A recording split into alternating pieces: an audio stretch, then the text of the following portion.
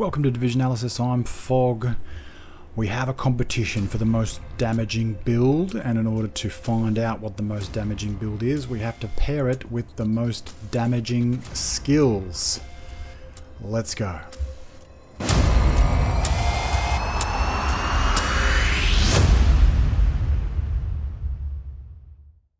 So we're attempting to separate the wheat from the chaff and add the two most damaging skills to these two builds to see which one is going to produce the most amount of damage. And to do that, I had to sort through all of the skills and work out how much damage were they actually adding to our 6 red core build.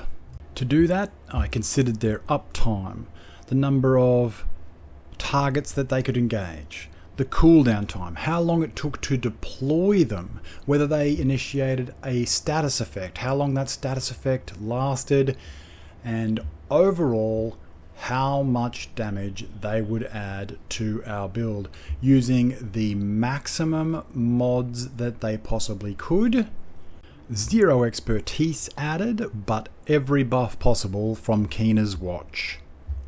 And at the end there were 2 very clear winners, and so rather than showing you all the maths, I thought I'd just break it down into a tier list. Let's go. Starting with tier Delta, we have the Achilles Pulse.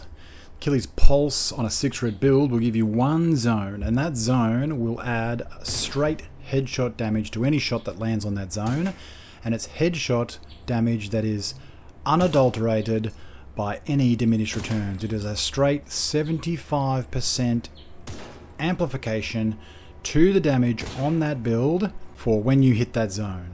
Unfortunately, those zones only last on a 6 red build for around 330,000 worth of damage. And on our high damage 6 red build, that amounts to 1 bullet only with a 36.4 second cooldown.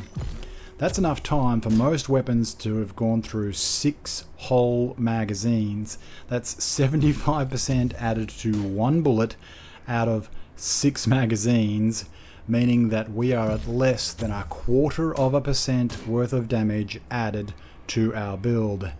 That is tier Delta.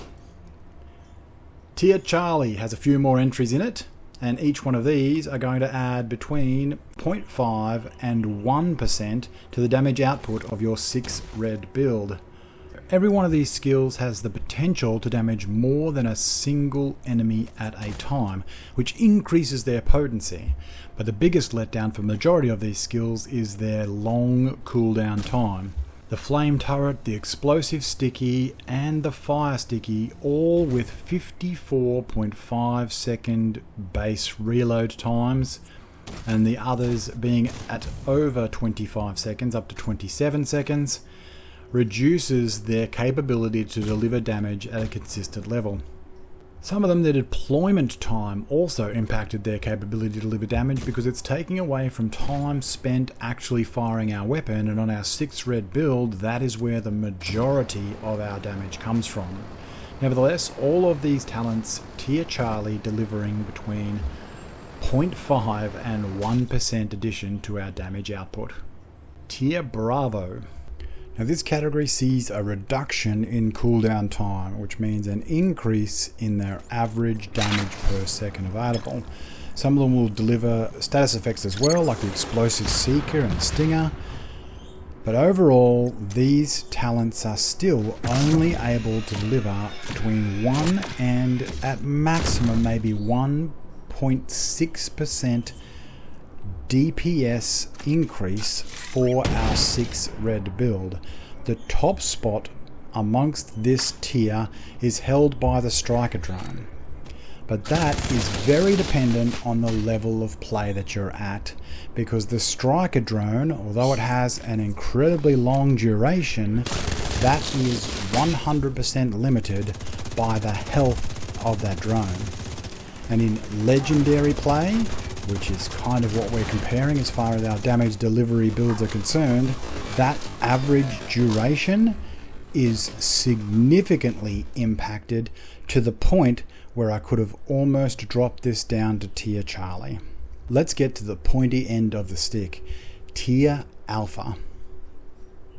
This category is dominated by turrets. At the bottom of the tier is the sniper turret, able to deliver very high damage, 4 rounds maximum on our 6 red build, but those 4 rounds can be increased in damage by 2-fold if you can align them with a headshot. But that alignment takes time away, impacting its ability to deliver or add damage to your overall output. The sniper turret adding around 3% to your overall damage output. The next is the assault turret, and widely considered one of the best damage output skills, and for good reason. It has a healthy uptime and a healthy health pool to go along with that, but still at legendary content the NPCs have a very high rate of destroying that turret, reducing its overall effect. Without that impact, the assault turret will add around 4% to your overall damage output, but that is going to be reduced by NPC destruction. But it still puts it within the A tier. The number 1 damage skill available is the mortar turret. Now unfortunately for our damage output build, it's not available, requiring to use gunner, and the absence of which would subtract far too much from our overall DPS. The mortar turret becomes out of reach for our DPS build, but for reference purposes it holds the number 1 spot in tier alpha as far as damage output is concerned, with the capability of damaging more than one enemy at a time, a short cooldown. Overall, around 5% can be added to a demolitionist DPS build through use of the mortar turret, especially when you consider the additional benefit of the specific mod slots that are available on that specialization. So there you have it, the most damage that we can add to our build. So it's time to crown that damage skill set pair king and queen. And on top of our 6 red striker build, whether that be with perfect focus or whether that's with the chest piece, when you tally up how often some skills get destroyed, the release of damage, their cooldowns, the damage that they output, these 2 skills are going to produce the most damage on top of our existing damage that we have. Our new damage combinations look like this. The Explosive Seeker beats out the Striker Drone, and with only a choice of 1 turret, and the Mortar turret being unavailable, the Assault turret takes the 2nd spot. So there you have it. Or do we? When you add skill tiers to any skill, you will improve their active damage, you will improve the active duration, you will decrease the cooldown, and you will increase the health of that skill. And what that means is, with the addition of every single skill tier, you'll receive exponential growth on the damage per second produced by your skill. Now, the comparison of skill tier build versus a weapon damage all red core build is not something that we're going to discuss right now. We'll look at that in the future. But right now, it's the principle of increasing a duration and decreasing the cooldown that I want to carry forward. Because I've introduced the assault rifle and viewing it as a skill before.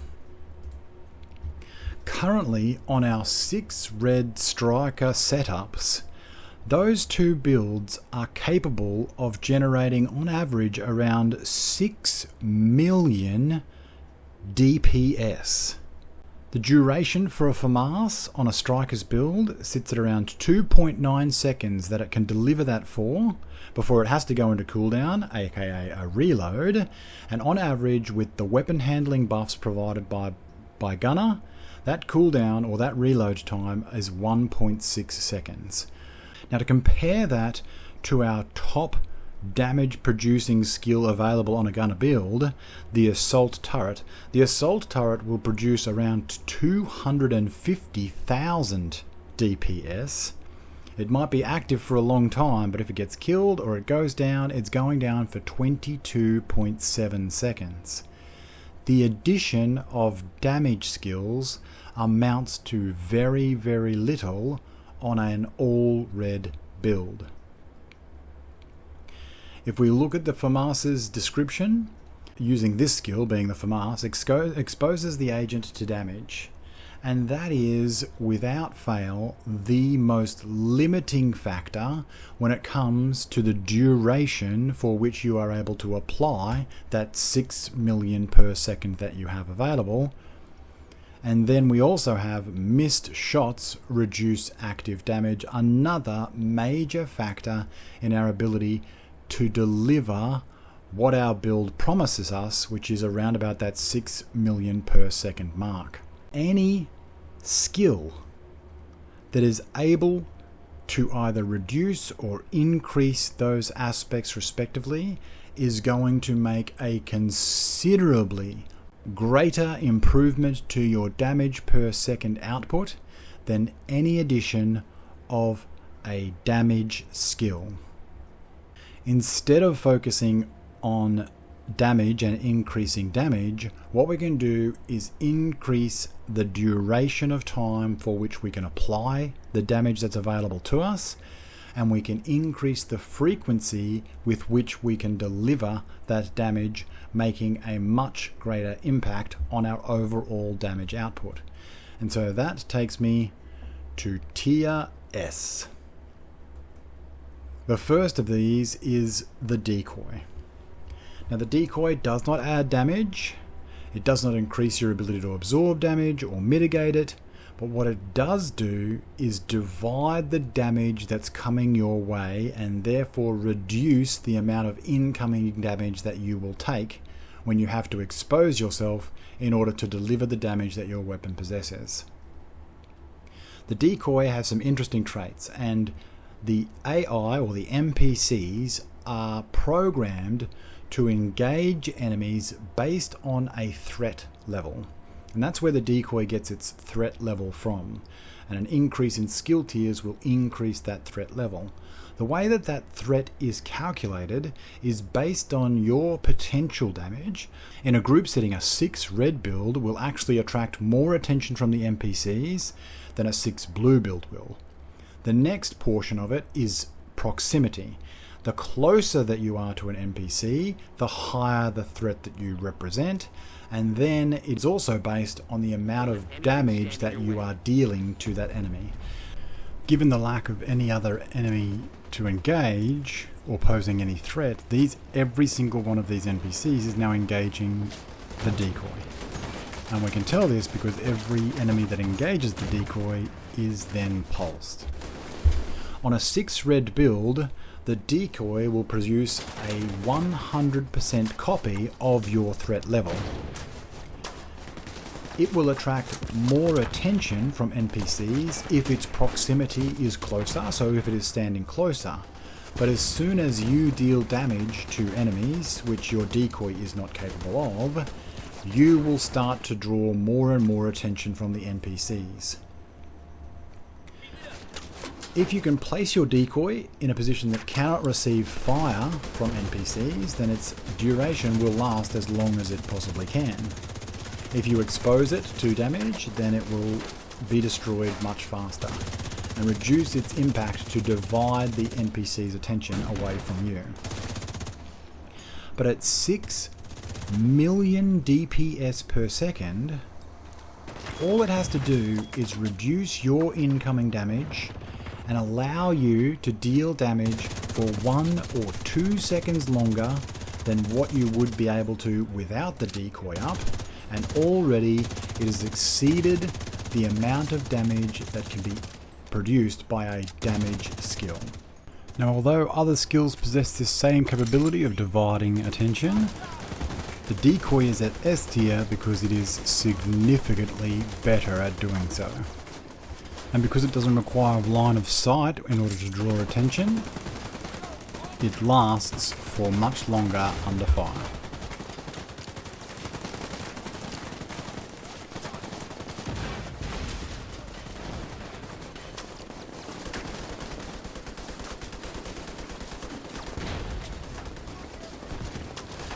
Now another couple of skills that are in the S tier that extend the duration of time for which you can do damage.